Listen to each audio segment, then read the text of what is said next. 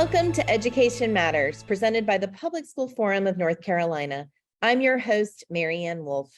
The Dudley Flood Center for Educational Equity and Opportunity at the Public School Forum of North Carolina recently held its 5th annual Color of Education with our wonderful partners, the Samuel DuBois Cook Center on Social Equity at Duke University and the Center for Child and Family Policy. Today, we are joined by 4 of the leaders who played critical roles in the planning and success of the convening and also the ongoing work across North Carolina. Hundreds of educators, students, equity leaders, and community and business partners joined us to learn and create action steps for impact. We are so pleased today to be joined by 3 leaders across North Carolina and, quite frankly, the country in this very important work. Welcome, Dr. Deanna Townsend-Smith, Dr. Keisha Bentley-Edwards, and Deanna Mason-Hogans. Just recently, we held the Color of Education through with hundreds and hundreds of people coming together to learn and think about racial equity and what equity means for our kids. I would love to hear from each of you. What were your biggest takeaways and what makes an event like Color of Education so impactful? And Deanna, as the Senior Director of the Dudley Flood Center, I'd love to start with you. My biggest takeaway from the Color of Education is that there's a path forward despite any setbacks that have occurred. You know, specifically when we continue the work with consistent advocacy around expanding access for each and every student and instilling aspiration through representation, we make progress. Often we get discouraged.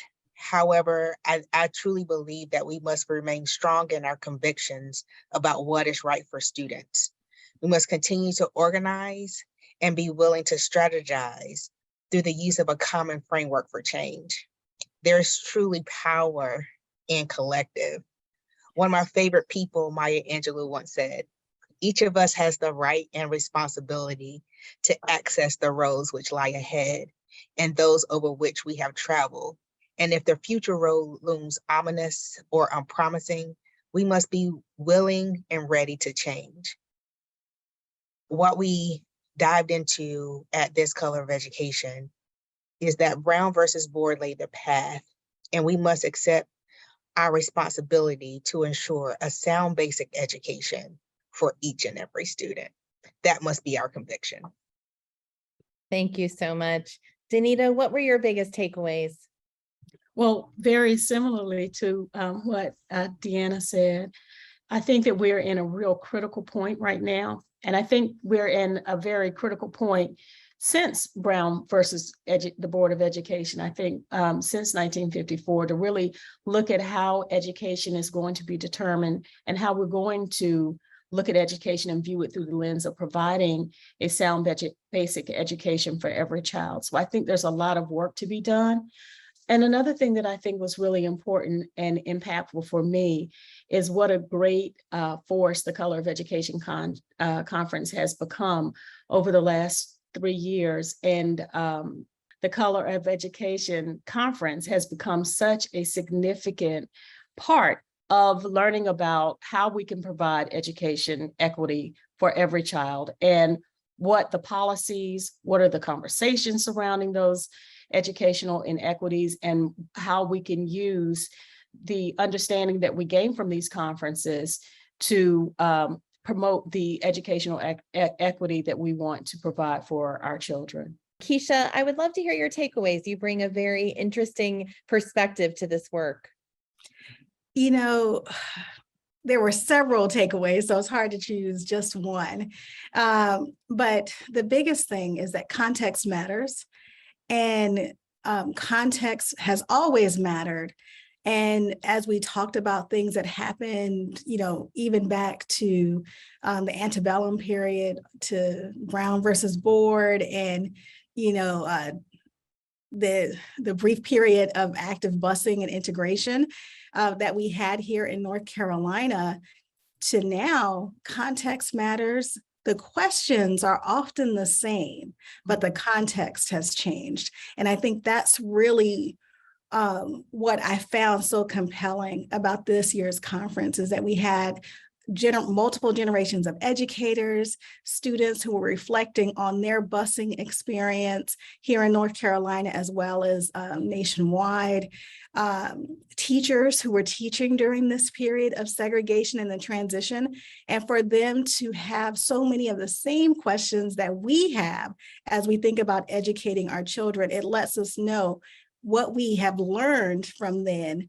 so that we can move forward. And I think that was we had that propulsion, like we have to move forward. As we know more, we can do better. When we think about the last couple of years, we know that students and families across North Carolina, our country, and quite frankly, the world have been through a great deal of challenges. And in this context, as you say, how do you think our students and families are doing? And, how is this different or unique for our children and families of color? Keisha? I think we often compare children from, this was what the markers were 5 years ago or 3 years ago. And I don't think it's really an accurate comparison. The children from 3 years ago are very different. A third grader 3 years ago is very different from a third grader today. They've experienced, a lot of children have experienced a lot of grief and loss. Being home for a year, oftentimes people think about the learning loss, which they can, if you lose something, you can find it. And I think that's something that we need to remind ourselves. We do it every summer. We can do it again at this period. So I don't think it's something that people should be frantic about.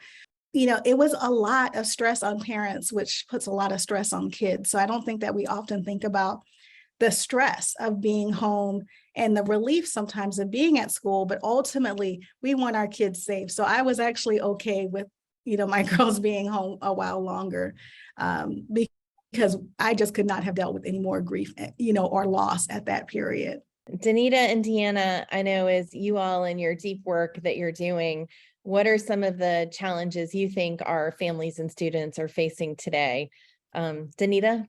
And I think this current state that we're in has provided us an opportunity to really look at how these intersectional issues are affecting our children's ability to grow and learn.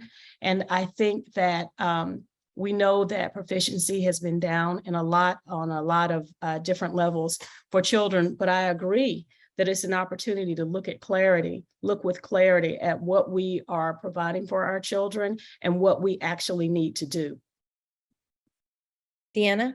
Yes, and I totally agree. It is about equity and whole child. It's like we have to think about both. And much to the points that have already been made, I think that COVID-19 exacerbated already existing problems. And what we need to do is focus on some of the innovations that we saw during the pandemic, such as providing universal free meals to every single child, creating pathways for success, and providing internet connections in some of our most remote areas. Those are some of the things that we need to continue to do. And much to Dr. Keisha Bentley-Edwards' point around learning loss, we also have to think around learning gains. What are the things that students gained during this time? And what we must do is continue to tear down those barriers to success that we eliminated during the pandemic. Thank you so much for being here. After the break, we will continue with this discussion. Education Matters is brought to you each week in part by Participate Learning, uniting our world through global learning. Welcome back to Education Matters. Many districts have been tackling issues of equity and trying to understand what individual students need. But right now we are at this point where we need to assess and decide what do we do next. And I'm just curious to hear what action steps you think we take, which all come out of Color of Education, but also all of your deep experience. Keisha? The first thing we need to do, we need to think about taking care of our teachers, our administrators, our custodial staff, our nurses, social workers. Like when a lot of times we say we need to take care of our teachers, but to also think about the entire ecosystem within the school system. We've had a shortage of counselors and nurses for a long time, and it was exacerbated,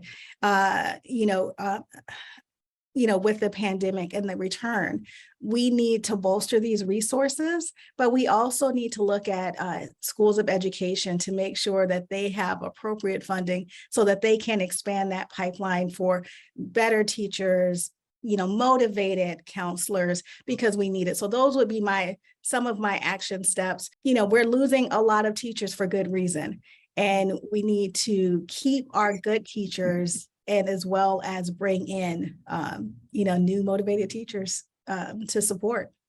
And Keisha, are there some steps you would hope our state would take? I know we are a state that has had a surplus. We were well prepared in, we weren't preparing for a pandemic, and yet we had prepared in that we had a surplus. And I'm just curious if you have some specific steps you wish you would see our state take right now.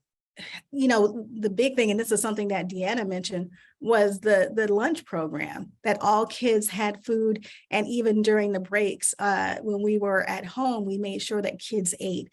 And I think that is, we took away some of the things that we learned that were successful. And so I think that is something that I would say that the state should really look into, and not just look into, act upon. Danita, do you have some action steps you're hoping to see soon, tomorrow, but obviously into the future? Well, yes, as an organizer first, I absolutely do. I think that the Color of Education has done such a terrific job in terms of defining what the problems and what things come out of not having access to an education, a sound basic education for every child. In the past, we've had wonderful people like Nicole Hannah-Jones, Ta-Nehisi Coates, Ibram Kendi, who really defined the problem and paired them with local scholars like Keisha, like Ioma, Sandy Darity, and talked about what the root causes of these inequities are. And I think this year was special for me because it looked at these inequities through a historic lens, but not only looked at the inequities through a historic lens, it also looked at resiliency through a historic lens and what really powerful things that may have been great solutions that we might not be looking at. So I think for me, we're at a critical point, as I said before, in education. And I think what really is important now is that now that we understand what the problem is, now that we've looked at the history of the problem, I think it's really important to organize. I think if you look at people who are in charge of funding and making policy decisions that impact us, a lot of folks don't even have an educational background and are making these policies for a majority of the population that they are not even representative of. And I think we as folks, regular folks on the ground, really need to pay attention to that. I think we need to do a better job of defining issues such as Leandro. Most of the people in the education that I know of are very aware of what Leandro is and what implications that might have for educational funding and the objective of providing a sound basic education. But I don't know how good of a job we've done educating people who are voting and putting these people in these positions that are making these policy decisions for everybody. And so I think the next logical stage is to find these teachers who come to the conference every year looking for solutions and looking to pair with each other to provide solutions and provide opportunities to hear from them, learn from each other, and talk about a discourse that will put us in a better position later on. So I think organizing is the next step, and I think it's critical for us to talk about the role of votings, the consequences of elections, and even litigation when it comes to educational policy. So I think informing folks and organizing is the next important step that we need to take. It boils down to investing in our public schools and investing in our educators, whomever they may be in our public schools. I think that the biggest challenges we are facing are outlined in the Leandro Comprehensive Remedial Plan, along with the State Board of Education Strategic Plan. Our namesake, Dr. Dudley Flood, often says, we already know what is needed. We do not need another report. We don't need another plan. However, we must be willing to act. And I am of the firm belief as many of you are here today, that these plans just need to be fully implemented and funded, much like Dr. Vanessa Siddle Walker charged us with during the call to action. We must stand on our convictions.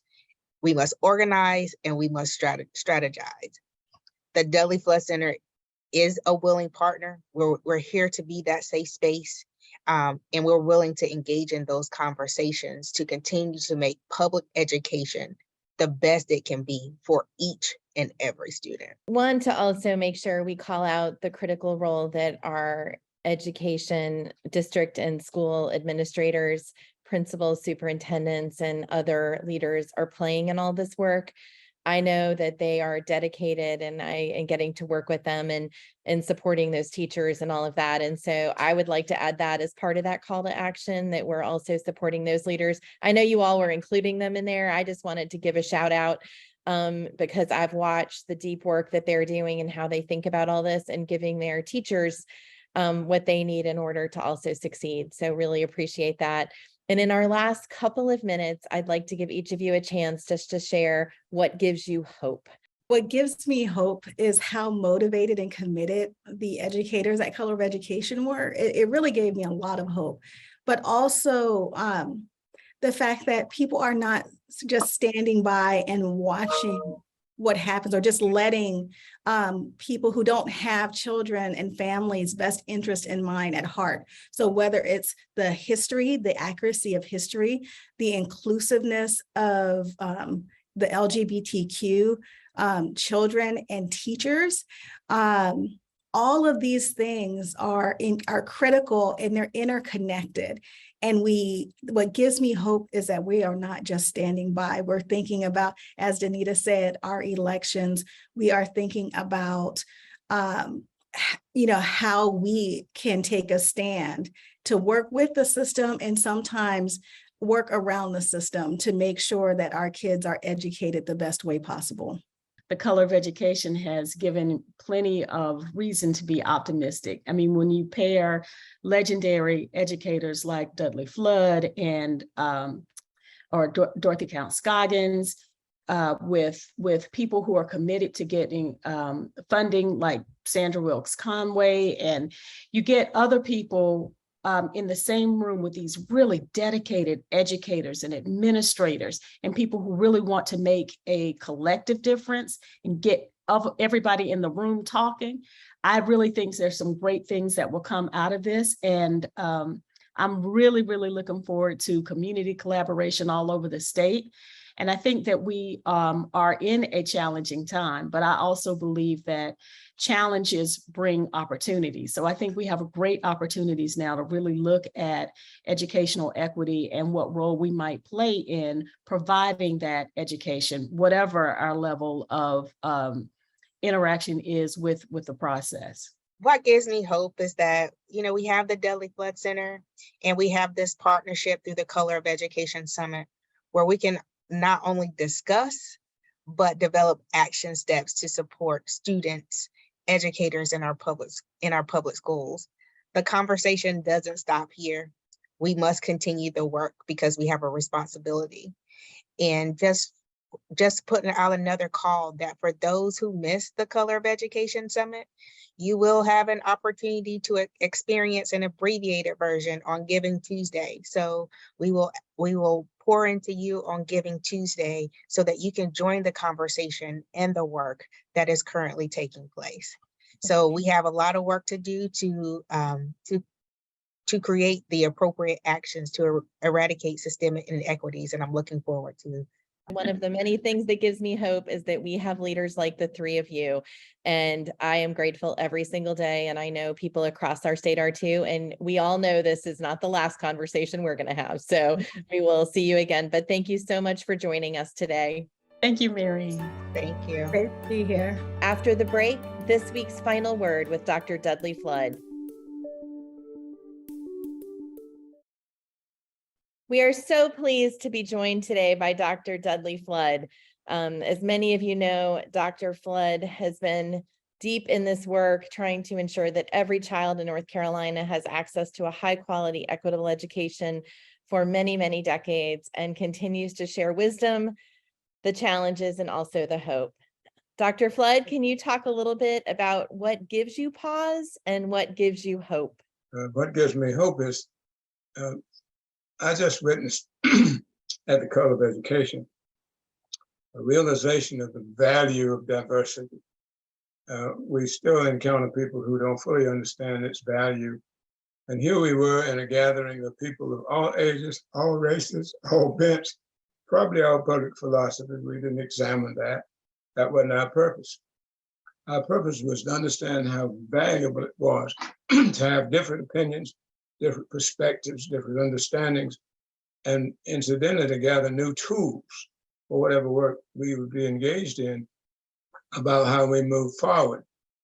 So it's difficult for me to feel poorly about any of that, because I think our emphasis has to be on not so much what was, but what is and what can be. As you might guess, I read a fair amount. And one of the things that sticks in me that I read years and years ago was a quote by the Hebrew poet Balak, when he said, in 1500, we are born into a world that is coming, but is not fully dawned, and into a world that is going, but is not fully gone. Well, that was very evident to me when you looked at the generations that were present, and when you heard the stories of people who had lived through instances which the younger people would not have had any experience in. And then when you heard from the younger people a projection of what they're now doing and what they perceive can be done and ought to be done and should be done, you realize we're still children of the dusk. We're still living in a world that's coming. It's not for the here, and in a world that's going and not for the gone. So it gives me hope that as we learn how to straddle that world, how to not separate it, how to not have parts that have to battle against each other, but there's continuity. One blessing that I have is the blessing of having lived a long time. And when I look at the progress in my specific experience from where we came to where we are, I know we can get to where we're headed. I know that. I don't have to wonder about it. So that gives me hope. We don't always have the avenue through which to share with those who might profit from such sharing. And for that reason, I'm encouraged that we're now beginning to build that avenue. We're building that through the Flood Center. We're building it through the Public School Forum. We're building it through other avenues that haven't been available to us in a demonstrative way for a while. So if I had a wish, that would have been a continuity of what we did in the 70s, but there wasn't. There was a lapse. There was a semi-realization or acceptance. Oh, now we've got that done. We're going to something else. But I recognize that anything that is maintained, nourished, diminishes. It's a normal fact. And those theories that I always like to quote, I used to be a science teacher in the elementary school. And I used to teach the law of inertia. A body in motion tends to continue in the same line of motion unless it is acted on by an external force. So what we have to learn to be, if we don't become that external force, whatever was will continue to be just as it was. But I do believe we've learned now how to create some external force, to not have inertia be so much like it was, but to have it continue to move, but move in a proper direction that serves all people. So that is what gives me hope. I love it. Well, Dr. Flood, thank you as always for sharing with us. Every single time I get to be with you, even for a few minutes, I learn more and I leave inspired to do better. So thank you. Thank you for taking time with us to learn and think about education. That's all for today, and we'll see you next week.